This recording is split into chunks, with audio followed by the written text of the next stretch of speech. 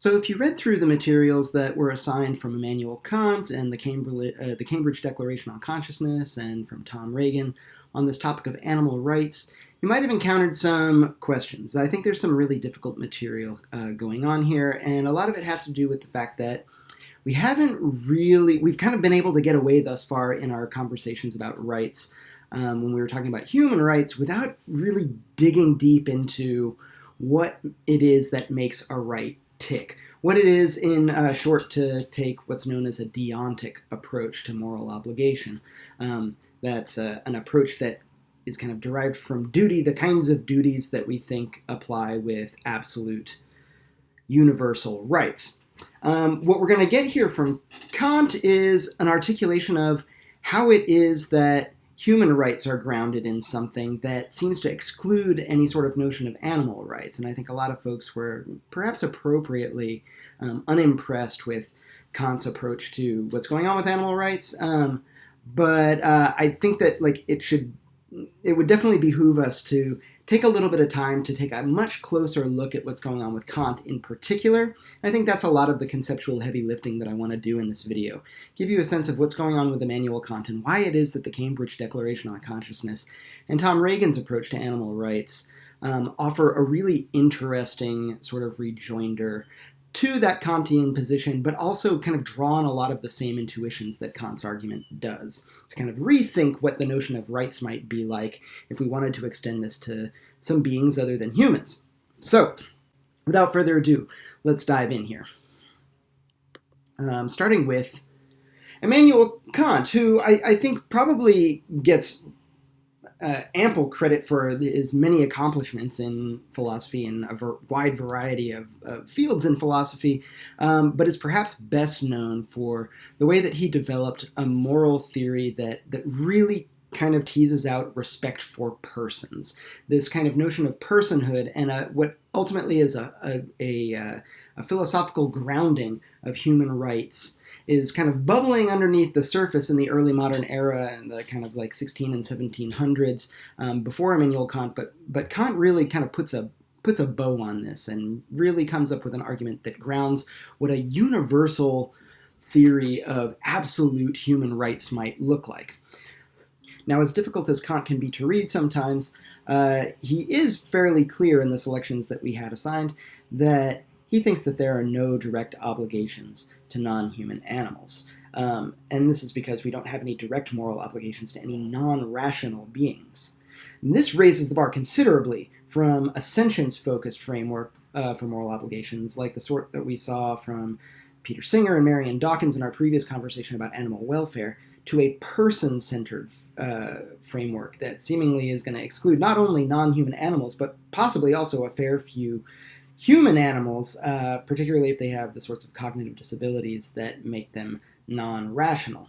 And it's worth noting here that Kant thinks that just because we don't have any direct obligations to non-human animals, that doesn't mean that we're free to abuse them. In fact, he makes a point to say the opposite. It's important to note, though, that this is not because we have any sort of obligation to the animals, but rather an obligation to other humans.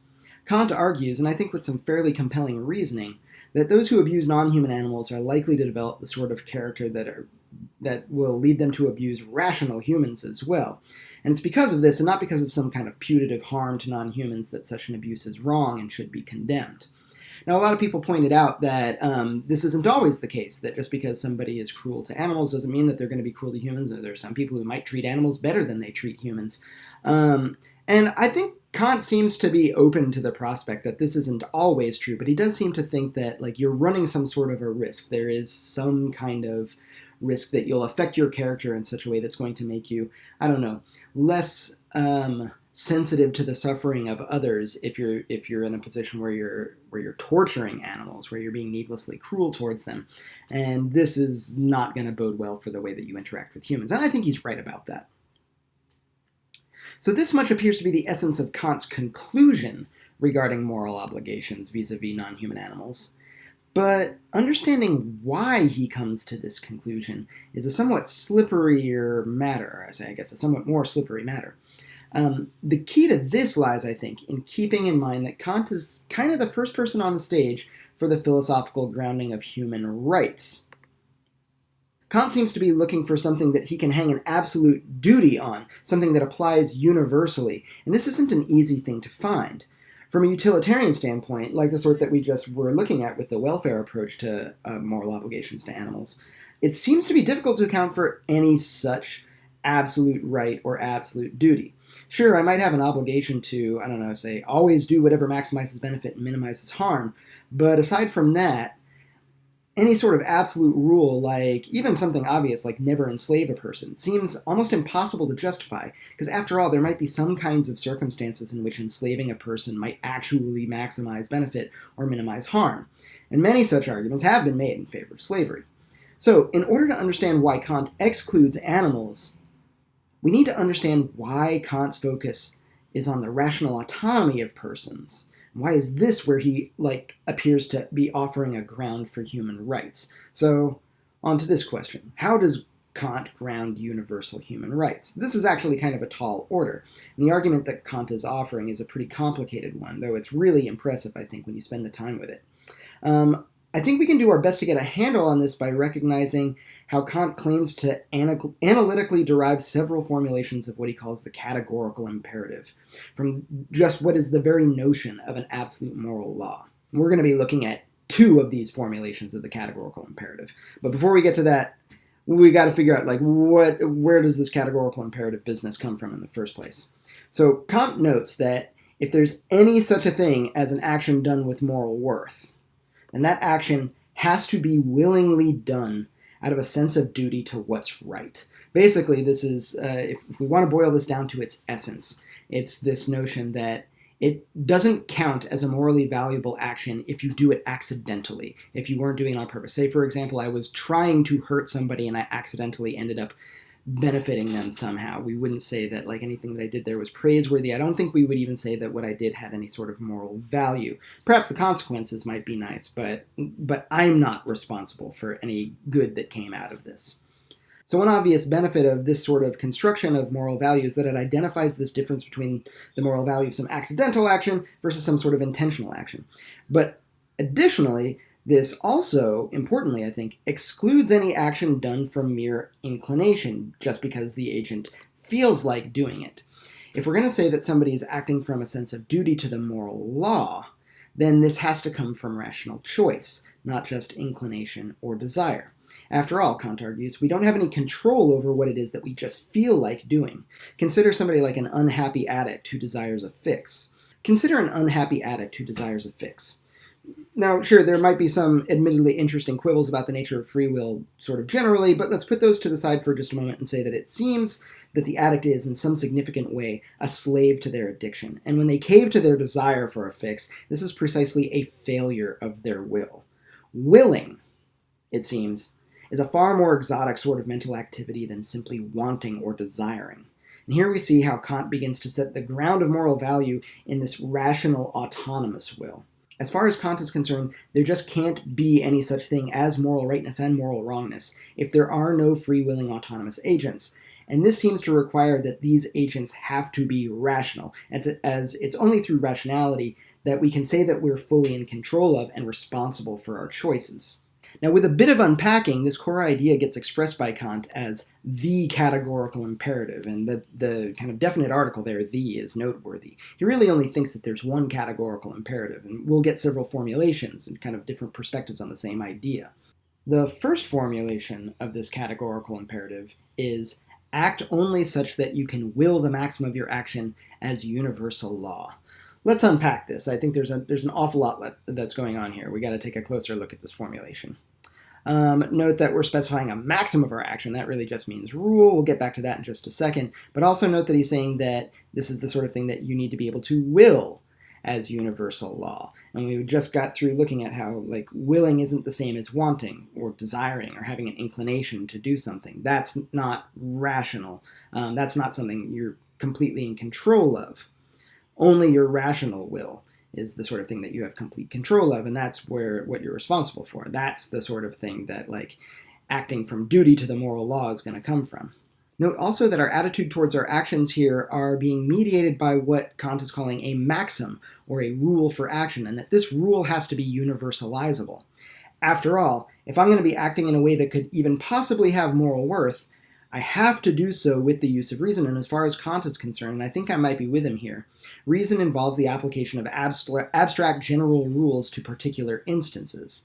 Furthermore, reason is, when it's exercised correctly at least, the same for everybody. There isn't such a thing as like my reason and your reason, just like there isn't my mathematics and your mathematics. It's everybody's reason, and it works the same for everybody. So when Kant says, act only such that a maxim of your action could be willed as universal moral law, this is because, as far as he can tell, this is the only way that somebody could possibly act in a way that could have any moral worth. That this sort of action has to be done through an appeal to reason that fits particular instances to general rules, and these rules need to work the same way for every other reasoning agent who's capable of moral action. Now, often this first formulation is sometimes paraphrased as a kind of posing a what if everybody did this question. And I think that's a good way in at trying to understand the first formulation of the categorical imperative, but it's risky because it's open to some misinterpretations. Particularly, there's a kind of a consequentialist misinterpretation that I want to warn us off. So before we get into like what the proper interpretation of like how we should be thinking about this first formulation of the categorical imperative might look like, first we're going to look at one that's a little bit of a misinterpretation. And it's going to be from this perspective that sometimes folks will call rule utilitarianism, this version of a utilitarian moral theory where we say follow the sorts of rules that lead to the most beneficial consequences or to the least harmful consequences. So what if we were going to take that sort of incorrect, what I'm calling an incorrect approach? Let's consider a relatively famous application that Kant puts this first formulation of the categorical imperative to, the question of whether or not lying is permissible. Now, according to this first formulation, we have to put the putative act of lying to this test of whether or not this sort of action could be motivated by a universalizable rule. In this case, the rule is going to be some sort of rule that permits lying. So I need to be asking myself if that sort of rule that permits lying could be universally willed. In short, asking, what if everybody lied? Now, a consequentialist sort of approach to answering this, like, what if everybody lied question might focus on what sort of consequences that would yield, right? So we might say something like, well, if everybody lied, then no one would be able to trust one another, and if no one were able to trust one another, then all sorts of things would pop up where people would suffer, like people wouldn't get picked up from the airport when they thought somebody was going to pick them up from the airport. Like, yeah, just all kinds of chaos would break loose. And people would be unhappy. I would be unhappy. I don't think I would like to live in that sort of world where everybody's allowed to lie. So then maybe that means that I shouldn't lie. Now, this might very well be a perfectly reasonable moral argument, but it's not the sort of moral argument that Kant is making. And notice that this is because it's really ultimately resting on whether or not you would like to live in this sort of world, or whether or not people would suffer.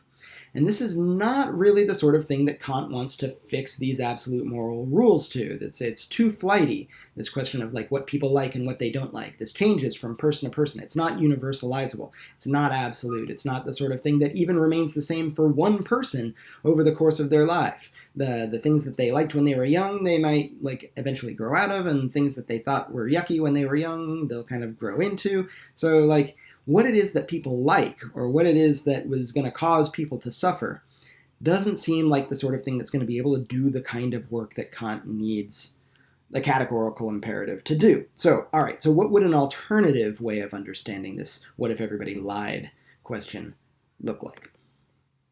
Well, perhaps it'll look something more like this. We recognize that the very concept of lying requires deception. I think most applications of Kant's first formulation of the categorical imperative start with understanding what the concept of the thing that we're talking about involves. And lying unavoidably requires deception.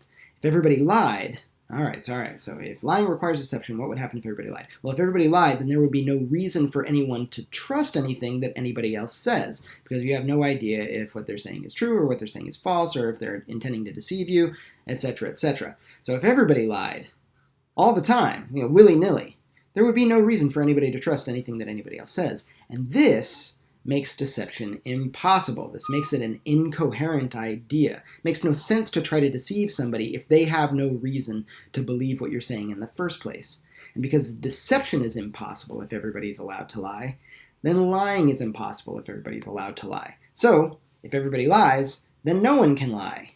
And that's a naked contradiction. So this universalized maxim that allows lying is incoherent. It leads us right into this naked contradiction of, all right, well, what if everybody could lie? If everybody could lie, then nobody can lie. All right, then I can't will this as a maxim of my action that could be a universal law. This is not the sort of thing that I could rationally intend as universal. And this is why I shouldn't lie. And it's notable, this difference between those two styles of argument. One is hinging on what it is that's going to make people happy, what they find pleasant, what they find painful. And this one is rooted in whether or not the concept of the sort of action that I'm talking about unravels itself when I try to universalize it. Perhaps another way to think about this is to recognize that every liar actually needs to be an exception to a rule that, at least for the most part, everybody else has to be following in order for them to actually pull off a lie. This is the very opposite of acting from a duty to universal moral law. Instead, it's saying that there's some mostly universal law that I'm going to try to make myself an exception to. So we can see there that, like, this first formulation of the categorical imperative poses us this kind of like, well, what if everybody did this question? And it's directing us to think about whether this is the sort of thing that you could even rationally conceive of as a universal rule. We can do the same thing, by the way, with a question like, ought I steal? Can I universalize a maxim that permits theft?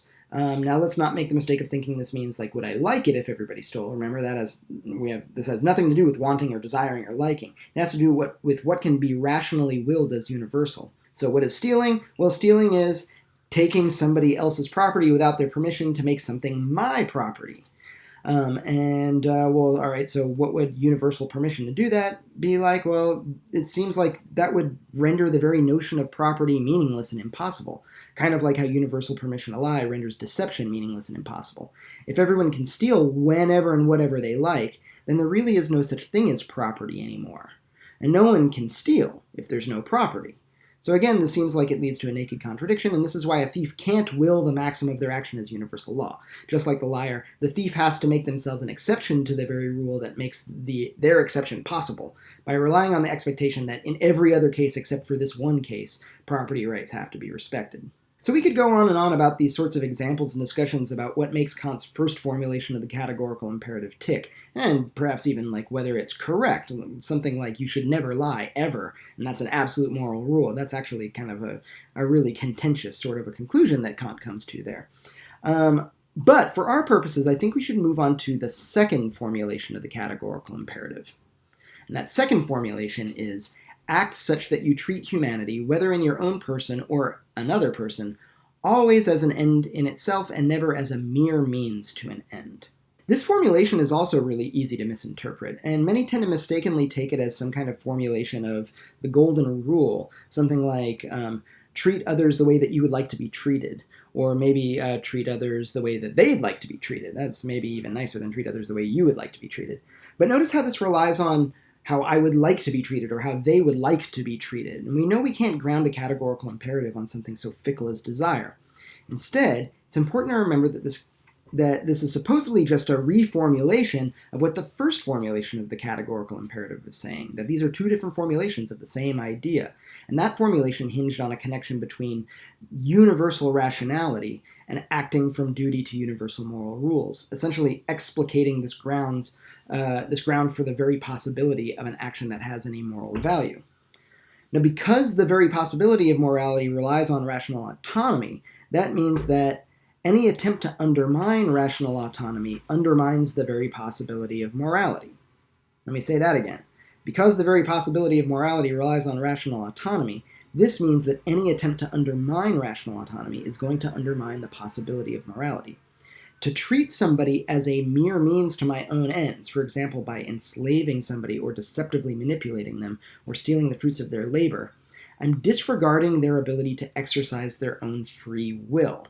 So this deontic interpretation, the one that's kind of duty-based rather than a utilitarian-based interpretation of Kant's second formulation of the categorical imperative, which is the one that Kant means, is that we need to respect free will. We need to respect rational autonomy. If I don't do that, if I enslave somebody or manipulate them or steal the fruits of their labor or stuff like that, then This would not be a rationally universalizable action, as doing so appears to not only assume but require that my ends matter, whereas the ends of others don't. If I'm using somebody as a mere means to my own ends, I'm saying, like, forget about their ends, it's only my ends that count. But I can't universalize that move because I want my ends to count for everybody. So we can understand how this second formulation of the categorical imperative might just be an application of the first formulation of the categorical imperative when it comes to this question of respecting autonomy, respecting free will. Now note that this doesn't rule out the permissibility of all treatments of others as means to my own ends. We have that specification there that's italicized, that it's mere means to an end. For example, in any kind of ordinary commercial transaction, for example, me taking my car to a mechanic to get it fixed or to go to a restaurant to get some food or something like that, I use others as a means to an end. It's important to note that while I'm using my mechanic to get my car fixed, she's using me to get money to pay her bills. We typically refer to this sort of arrangement as an arrangement of mutual means, and while it might seem at first that this might be twice as bad as just one person using another as a means, the critical aspect of this arrangement here is that both parties are able to freely participate or refrain from participating in that exchange. That's not to say that every commercial transaction passes this second formulation of the categorical imperative, as it's totally possible to immorally exploit somebody's vulnerabilities and some kind of coercive circumstance, even when both sides are getting something in the transaction. Say, like if I'm a dealer and I'm making money off of an addict and I know really wants to quit, or if I'm a sweatshop owner and I have employees that I know have to choose between working in my exploitative conditions or starving to death, I'm not really respecting those people's free will. I'm not really respecting their autonomy. But if both parties are coming into a commercial transaction on roughly even footing, and they're both able to kind of like freely and rationally decide whether or not they want to engage in this kind of mutual means relationship, that's just fine. That does respect free will. That does respect rational autonomy. Okay, so all of this is just a big aside that goes on to explain how it is, how crucial this Kantian argument is to this modern conception of universal human rights. Without it, it's unclear how we might find any kind of philosophical grounding for something like an absolute prohibition on slavery, or an absolute right to liberty, or any of the sort of rights that might come along with liberty, like freedom of speech or something like that.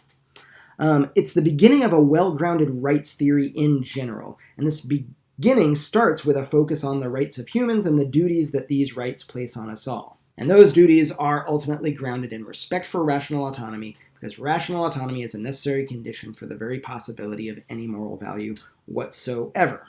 Okay, but what does all this have to do with non-human animal rights?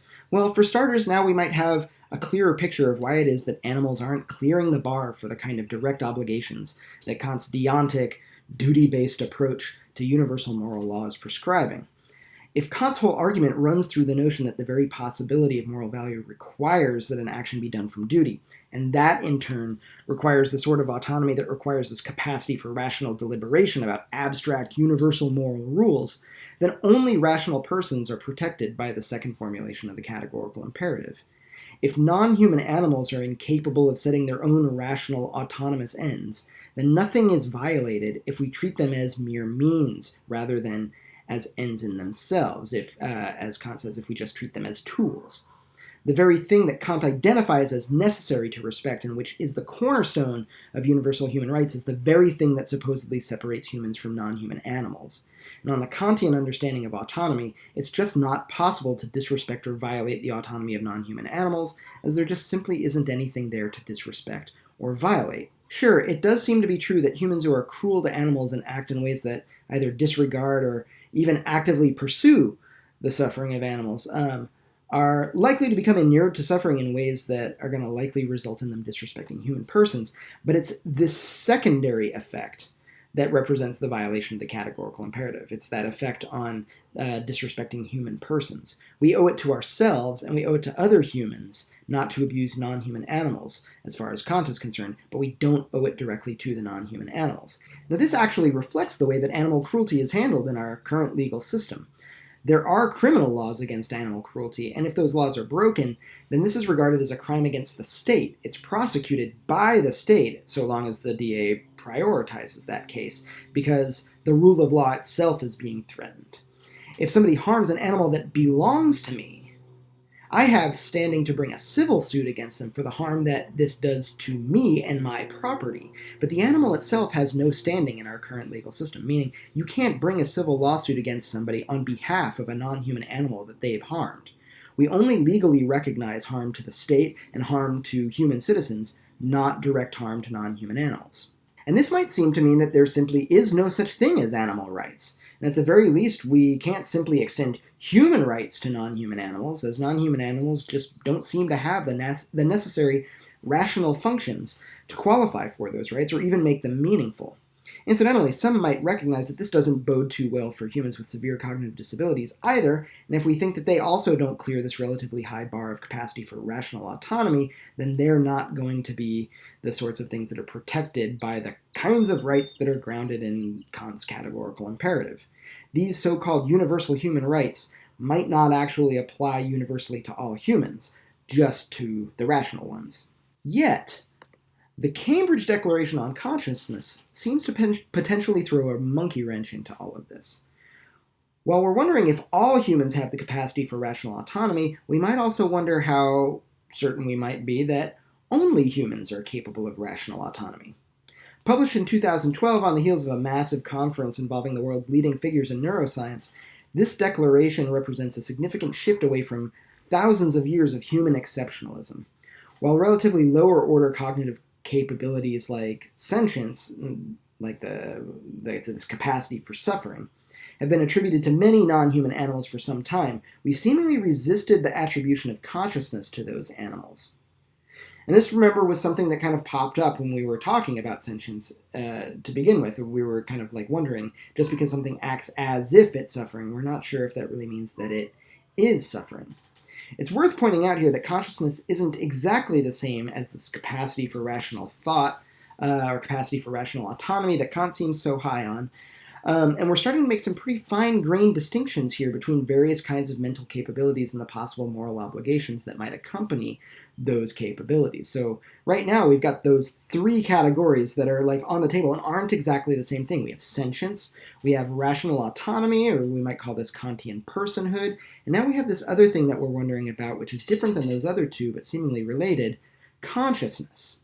Now, all three of these categories seem to involve the kinds of ambiguities that we saw when we were looking at animal welfare, namely that it's really difficult to figure out what's going on in an animal mind if I don't have access to the subjective experience of that animal. Marion Dawkins argued that we can look at animal behavior to get some significant clues about animal experience, but we noted in that conversation that there still might be some kind of gap between acting like something is suffering and actually experiencing suffering. The Cambridge Declaration of Consciousness points us in a slightly different direction than Dawkins does. Instead of at behavior, it points us in this direction of neurological structure and function. This is a relatively new and emerging scientific tool, and it suggests that while there's still lots of unanswered questions, which is par for the course with any kind of young science like neurobiology, there are enough signs that humans don't really seem to have the market cornered on higher order mental capabilities like consciousness.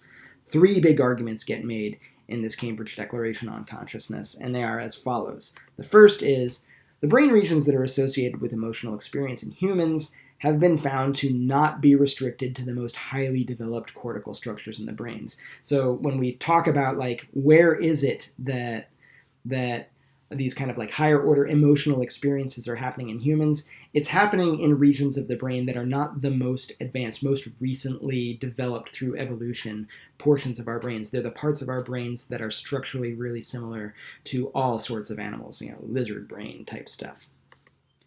The second argument that gets made is that there are notable examples of species that indicate distinct but parallel evolutionary paths to behavioral and neurological traits that are associated with consciousness. And this is to say that lots of animals find different routes to the same kinds of traits that are associated with consciousness. And that means that structure alone isn't going to tell us that something is conscious. We can imagine something being conscious in a brain that is really similarly structured to a human brain, but we also need to recognize that it's entirely possible and seemingly likely that there are ways of a mind being conscious in a brain that is structured very differently than a human brain is. Birds are a really great example of this, particularly African gray parrots, which have like very, very small brains that aren't particularly sophisticated in their structure, but the kinds of behaviors and seeming neurological traits that parrots, particularly African gray parrots, seem to exhibit, or octopuses or octopodes, however you want to pronounce that, also seem to be like something that's structured in a way that's really, really different than human neurological structure, but the sorts of things that they're able to do, the sorts of things that they've evolved to be able to do, seem to be remarkably similar to the way that we act, even though they do it in a radically different way. Thirdly, psychopharmacological interventions in lots of non-human animals yield behaviors that are consistent with those that are found in humans. So, for example, like if you give a psychoactive drug to an animal, it acts as if it's in an altered state of consciousness. And these behaviors that are, when humans take these drugs, they not only act in certain ways, but they also give first-person reports of what it is that their experience is like. It stands to reason that if animals are acting in ways that seem to indicate that they're being affected by psychopharmacological interventions, then perhaps they are experiencing the same kind of altered states of consciousness that humans experience when they take those same kinds of drugs. In a nutshell here, it seems like the more that we learn about non-human animal minds, the harder it becomes to believe that animals are nothing more than complex machines with no significant subjective experience. The prospect that non-human animals might only act as if they suffer without any kind of subjective experience of emotional distress appears to shrink significantly the more that we look at this, and serious questions end up getting raised here about other ways that we might be underestimating the sophistication of animal minds.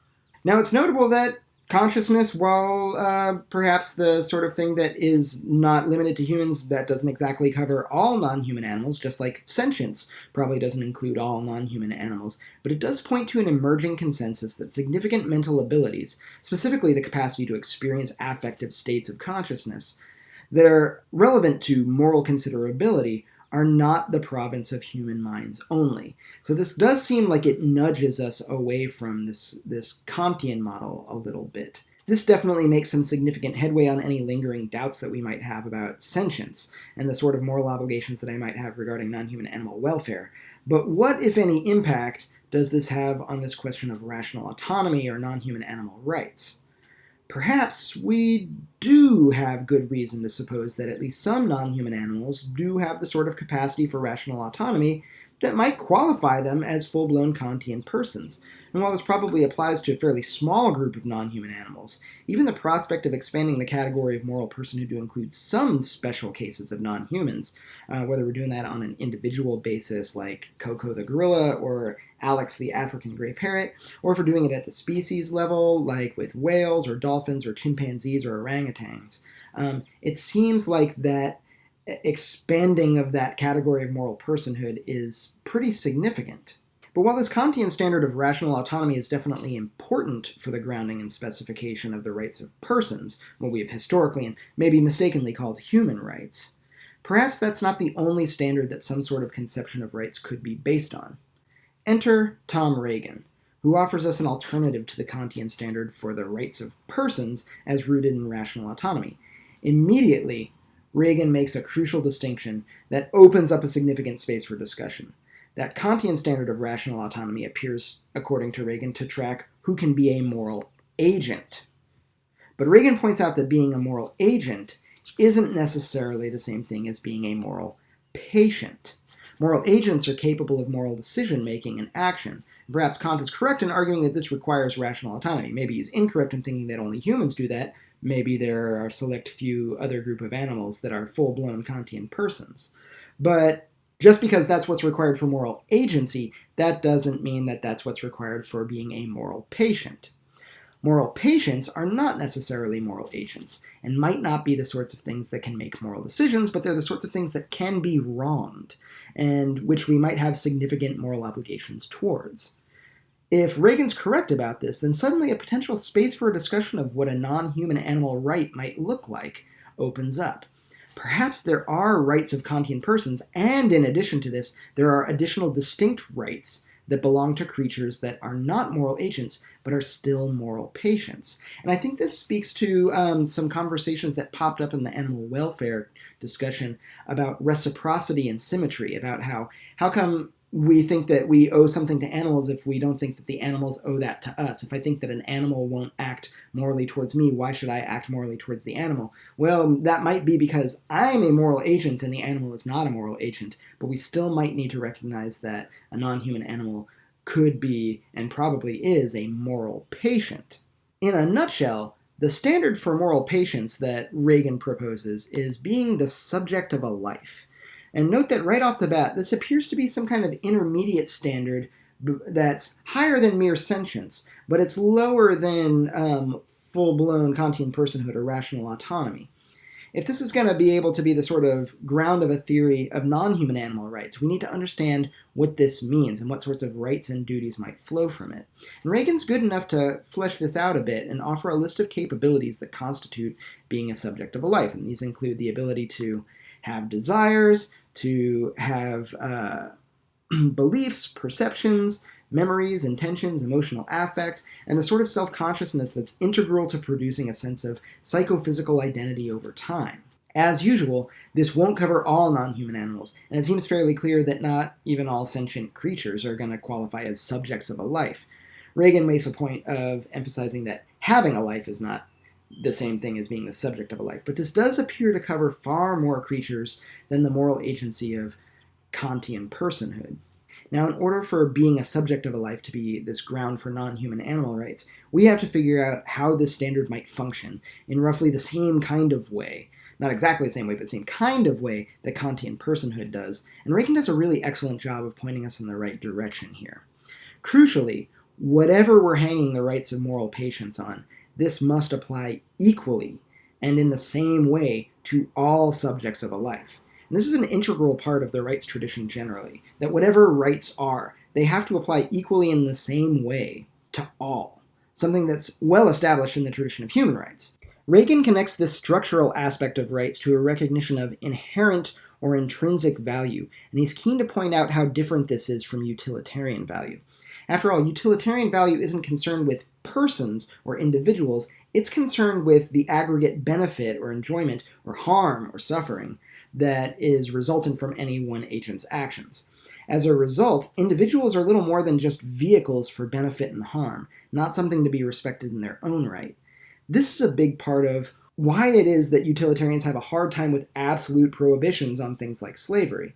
The focus of their concern is not on any intrinsic value of individual persons, but on the totality of pleasure or pain in the system of all of those who are affected by some action. Regan employs an interesting analogy here where the relationship between individuals and benefit and harm is likened to the relationship between a cup or some other receptacle and the contents of that cup. Utilitarians seem to be concerned with what's in the receptacle, what's in the cup. Deontic, rights-based moral theories seem to be concerned more with the receptacle itself, the person, the individual. Regan seems to agree with this broad Kantian focus on individuals as opposed to the feelings that those individuals experience, but he wants to articulate a space for this sort of analysis that considers morally significant individuals who aren't full-blown persons, but are subjects of a life.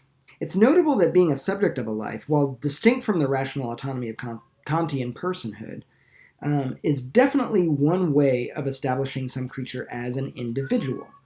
My subjectivity is distinct from yours, or from my wife's, or my cat's, or my dog's, and this is a big part, perhaps it's the essential part, of what makes me an individual that's distinct from you, or from my wife, or my dog, or my cat.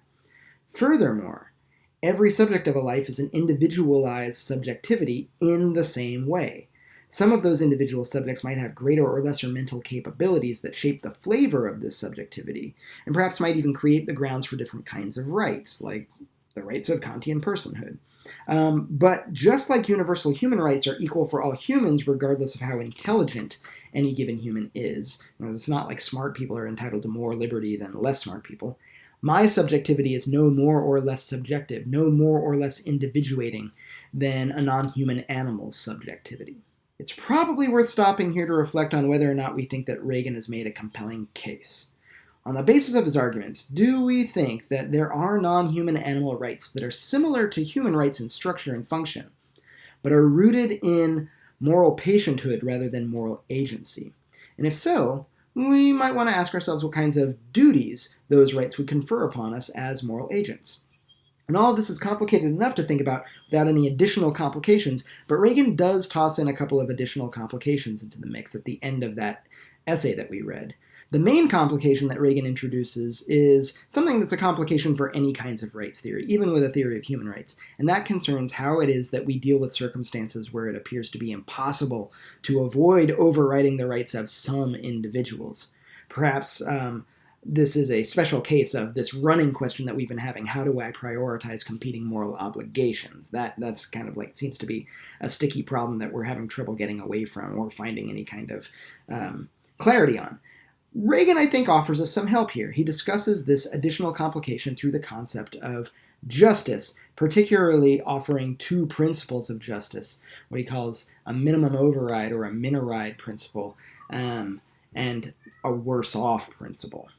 Now, crucial to Regan's analysis here, given everything that he said up to that point in his essay, is the need to figure out a way to decide whose rights are going to get overridden that still respects all relevant individuals equally and inherently as individual subjects of a life. And his proposals for this are admittedly a little bit confusing, and it's hard to see how he might not be maybe backtracking a little bit on some of what he's already said, but we should probably keep in mind, Tom Regan's no dummy here, so we should make an effort to try to understand where he's coming from. And I think ultimately these two principles do make sense, or are at least consistent with what he's said thus far.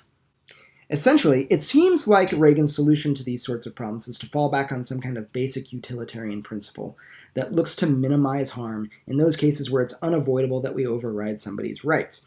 In cases where we're weighing comparable harms to multiple individuals, we should look to minimize harm by visiting that harm on as few individuals as possible. This is what he calls that minimum override, or the minoride principle. In other sorts of cases, where we're dealing with incomparable harms to different individuals, including large groups of individuals, let's say if we have to choose between overriding the rights of many and the overrights of few, and by overriding the rights of the few, we would leave those few significantly worse off than the many would have been if we had overridden their rights, then we should opt to override the rights of the many. This is kind of a basic distributive justice principle. It says that, yeah, we want to override the rights of as few people as possible, but we also don't want to introduce an injustice where we kind of unfairly have one small group of people shoulder a burden that nobody else really has to shoulder.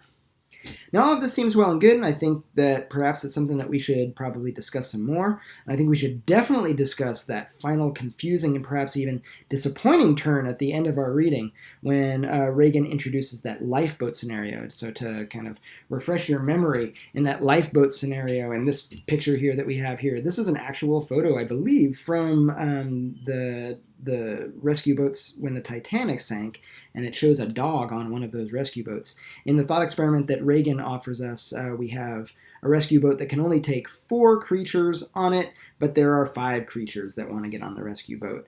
4 normal human adults and a dog. And the lifeboat can only take 4 of them, and Regan seems to say that he thinks that it's the dog that should not get a spot on that lifeboat, rather than any of the humans. Now, Regan's justification here seems like it has something to do with an application of his worse-off principle that he just worked out and that I just mentioned. So I think that maybe that's the kind of thing that could be worked out in a discussion thread. I know it's a little bit surprising that Regan says that the dog shouldn't be allowed on the lifeboat, and maybe even I can imagine some good, strong, like animal rights type arguments that would say, like, no, the dog should have just as much chance as any of the humans. But I also see where Regan's coming from there, too. So I think that gives us plenty of background and plenty of exposition, even through the difficult kind of Kantian deontic philosophy type stuff, where we're probably ready to have a pretty sophisticated discussion about this. And I've got some questions that are kind of refined from the focus question discussion board, and also things that popped up as I was putting this video together that I'm wondering about. So the first of those questions is rational autonomy an appropriate standard for human rights?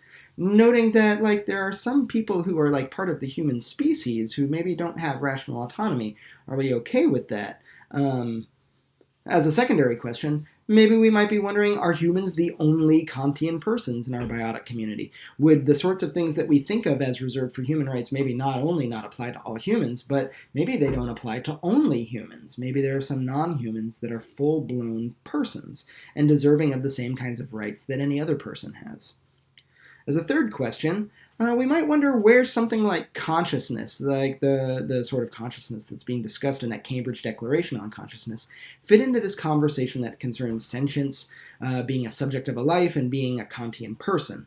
Are there other kinds or other levels of rights or duties that we should be thinking here? Do we actually maybe have like a whole kind of a terrace of like different hierarchized kinds of creatures and the kinds of rights that are owed to them?